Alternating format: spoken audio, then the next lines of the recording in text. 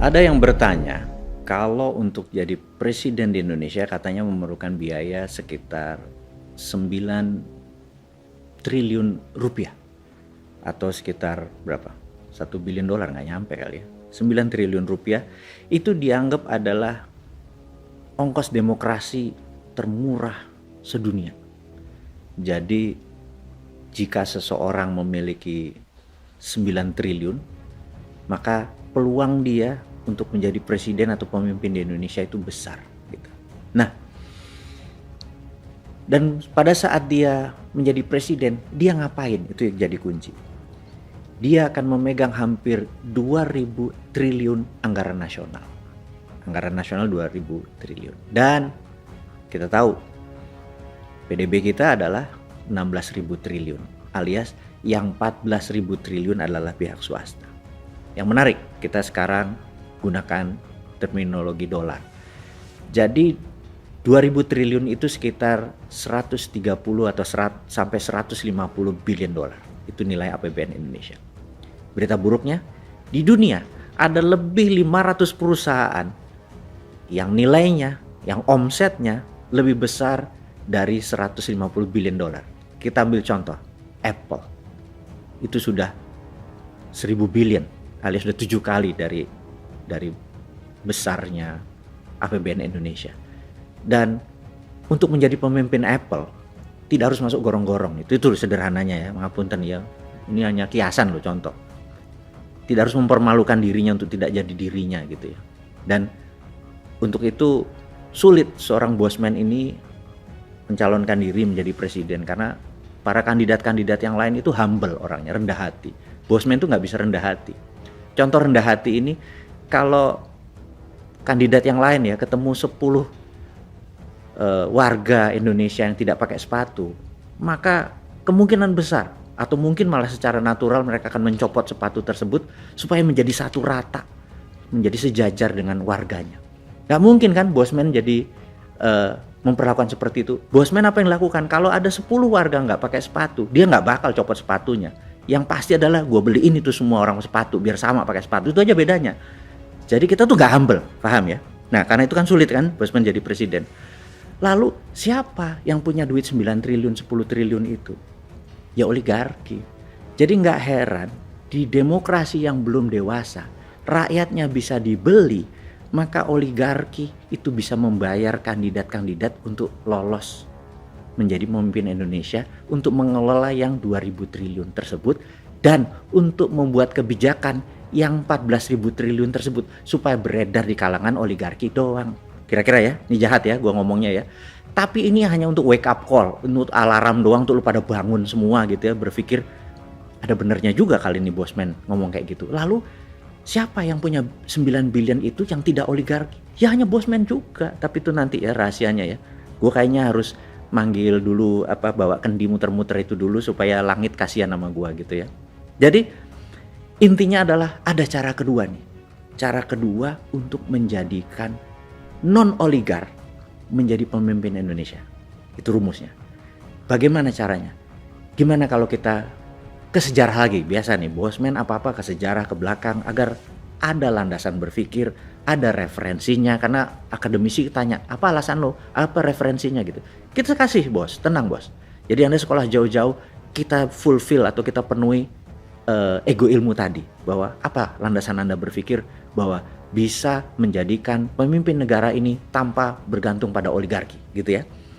Anda semua tahu dulu saya secara ecek-ecek pernah sekolah di negeri seberang dengan keilmuan yang sedikit tidak terlalu penting. Karena itu bosman kan tagline-nya adalah wong bodoh ngaku pinter. Ya tetap saat ini ya wong bodoh yang ngakunya aja pinter. Sok-sok baca buku gitu ya biar kelihatan pinter. Intinya adalah kita ingetin bahwa latar belakang aplikasi psikologi yang pernah saya peroleh dulu itu mudah-mudahan bisa membenarkan pada saat teori menjadikan seseorang jadi presiden atau pemimpin Indonesia tanpa bergantung pada oligar atau dananya oligar. Nah, dulu tuh sewaktu mengambil pelajaran applied psychology itu saya punya sahabat JB panggilannya atau John Buchanan, ya nggak penting lah nama tersebut. JB ini kalau adalah orang yang membuat saya seperti ini sekarang mungkin besar sekali. Jadi kalau kami ada pelajaran psikologi, misalnya waktu itu kita diajarin tentang underdog effect gitu ya, underdog. Wah, guru kita selama 2 jam di kampus mengajarin tentang underdog effect. Profesor namanya Profesor Stadler, well respect profesor di California gitu ya, dia mengajarkan. Terus wah, JB ini selalu exciting gitu ya, begitu keluar selalu dia bilang, lu ngapain nih gitu ya, nggak ngapa-ngapain, lu tolong gua. Jadi saya tuh selalu jadi victimnya dia, karena dia asisten dosen. Jadi kalau dia seneng, nilainya tinggi, dosen tinggal oke-oke aja karena muridnya banyak gitu ya. Nah, JB ini selalu bilang, what do you do? Nothing. Lu bantu sama gua, lu jadi cari responden gitu ya. What do I do? Gua ngapain gitu ya. Terus dia bilang, bawa flip chart 2. Terus di flip chart 1 dia tulis kecil gitu ya, gambar, terus tulis E gitu ya. Terus di flip chart besar ditulis B gitu ya. Terus kamu cari responden, ngerespon mana bela mana. Saya nggak ngerti. Waduh, ini tentang underdog effect katanya gitu. Terus ya gue ngapain gitu. Nanti lo bilang, ini negara A sama negara B ini akan berperang. Kira-kira lo berpihak pada mana gitu ya.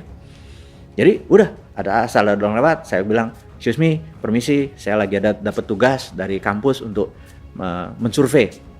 These 2 country are going to war gitu ya. Country A yang kecil sama country B yang besar going to war. Menurut kamu kira-kira negara mana yang bakal perang? Terus dia tulis di kertas, masukin, sampai kira-kira 100 respondents gitu ya. Nah, begitu selesai dibuka nih sama JB. Sahabat semua tahu nggak bahwa lebih dari 65% memilih country yang kecil tadi menjadi pemenang. Itulah underdog effect. Jadi sahabat semua, kalau nanti tahun 2022 akhir November katanya di Qatar ada pertandingan World Cup. Kalau Anda taruhan yang underdog ya, karena Anda dapat spread 2 nih. Lihat aja bahwa 60% pasangan Anda yang di bawah bakal menang. Ini bukan gua ngajarin judi, tapi untuk menceritakan bahwa underdog effect itu memang ada gitu ya. Jadi karena itu nomor 1, kalau kita posisinya underdog, chance kita menang 60%. Mulai paham ya? Nanti kita akan sampai sana nih psychologicalnya. Nah, sama kita kembali sekarang ke Amerika di tahun 1890 sekian. Itu oligar Amerika, ada namanya Vanderbilt yang memiliki jaringan kereta api, ada Rockefeller yang memiliki kontrol atas minyak bumi dan Jean Paul Getty, kemudian ada JP Morgan sebagai funder yang sangat besar, ada raja besi yang namanya Carnegie gitu ya, Andrew Carnegie. Orang kayanya luar biasa banyaknya dan benar-benar kaya. Bahkan kekayaan para oligar itu dibandingin kekayaannya Bank Sentral Amerika masih kaya oligar gitu ya. Untuk bukti. Kita teman-teman muda ini kan, Anda semua adalah gadget dan bangsa yang digital sekali. Zilenial dan milenial yang antara 40 tahun ke bawah ini Anda adalah generasi digital. Anda cek di Wikipedia. Di tahun 1899 Filipina waktu itu minta merdeka dari Spanyol, dan syaratnya Spanyol gampang, minta bayar 20 billion US dollar. Valuasi kira-kira waktu itu ya, tentunya dalam mata uang, bukan dolar. Dan Filipina tidak punya uang seperti itu, maka Filipina meminta Amerika, karena itu dalam pandangan lain Filipina adalah negara yang dimerdekakan Amerika dan Filipina adalah bangsa yang dikontrol oleh Amerika, karena kemerdekaan dibeli. Beda kayak Indonesia, kemerdekaannya pakai bambu runcing tumpah darah. Indonesia memang fight memperoleh kemerdekaan tersebut gitu ya. Sekali lagi, kita bukan merendahkan Filipina, tapi sejarah bangsa itu membuat berbeda, kita harus respect satu sama lain. Nah, pemerintah Amerika waktu itu tidak punya 20 billion dolar. Pemerintah Amerika minta ke Andrew Carnegie. Apa yang terjadi? Andrew Carnegie membayar kemerdekaan Filipina, yang sampai dia mati dia nggak pernah menginjak Filipina. Nah, karena Andrew Carnegie disebut bapak filantropi dunia, bahkan foto Andrew Carnegie ada di Bill Gates, karena itu Bill Gates mengklaim dirinya adalah the biggest filantropi atau penyumbang, tapi dia nggak akan pernah bisa. He never could be like Andrew Carnegie, karena Andrew Carnegie better, dia memerdekakan sebuah negara. Nah, jadi kita lihat oligarnya itu lebih kaya daripada bank sentral gitu. Nah, karena oligar itu kaya, presiden-presiden Amerika siapapun itu pasti oligar yang membiayai gitu ya. Nah, sampailah di tahun 1910, 11, 12 sampai segala macam, di mana oligar itu sangat kuat mengendalikan, kaya miskinnya sangat ekstrim, buruh itu nggak ada nilai dan sangat rendah kesehatannya, kelayakannya untuk hidup sangat rendah, dan banyak yang gerah, sudah yang gerah. Nah, sampailah suatu hari ada 3 orang kalau di Indonesia ya, kayak lembaga survei gitu ya, yang suka mensurvei konstituen atau mensurvei calon kandidat gitu. Nah, 3 orang ini sedang duduk-duduk di kafe, kemudian dia menengok ke samping, itu ada satu orang senator, ya cukup biasa aja, nggak dibilang loser tapi juga nggak dibilang spesial. Senator ini bernama Warren Harding gitu ya. Nah, dia tinggi, besar, ganteng, dan dia lagi shoe shining, lagi nyemir sepatu, kan dulu duduk itu ada yang nyemir. Terus mereka bertiga ngeliat, wih, ini orang keren juga, boleh juga nih kita jadiin presiden gitu ya. Itu kata 3 orang itu. Terus mereka bertiga datang ke Harding, dia bilang, lo mau jadi presiden Amerika? Harding bilang, oke, tapi lo ikutin gue ya. Dia ikutin tuh bener-bener, dia ngomongnya di draft, tindakannya, dan kebetulan Warren Harding ini tinggi gitu ya, 6 feet something gitu, 180 hampir 190. Secara psikologi, sekali lagi ini ilmu psikologi, kalau orang tinggi itu maka orang kita yang di bawah ngelihatnya itu posisinya submission, atau bahwa di atas tuh posisinya otoritatif gitu ya. Jadi karena dia tinggi, ngelihat orang tuh otoritatif, jadi kelihatannya keren gitu ya. Jadi mengerti kenapa orang tinggi terkadang mempunyai nilai lebih gitu ya. Nah, Warren Harding ini tidak pinter-pinter banget, tapi di semua perkataannya, tindakannya di drill oleh 3 orang ini. Dan dananya dari mana? Anggap di Indonesia sekarang 9 triliun itu dikumpulin dari UKM gitu ya. Dari pengusaha UKM receh dikumpulin. To make story short, 1921 Warren Harding menjadi presiden Amerika, dan shock sekali oligar di Amerika. Dia nggak berumur panjang, hanya 2 tahun dia di Gedung Putih, dan dia bisa dikatakan presiden terkorup karena banyak sekali oligar-oligar membayarin dia, dan dia terima. Tetapi timnya dia membentuk sesuatu yang baru.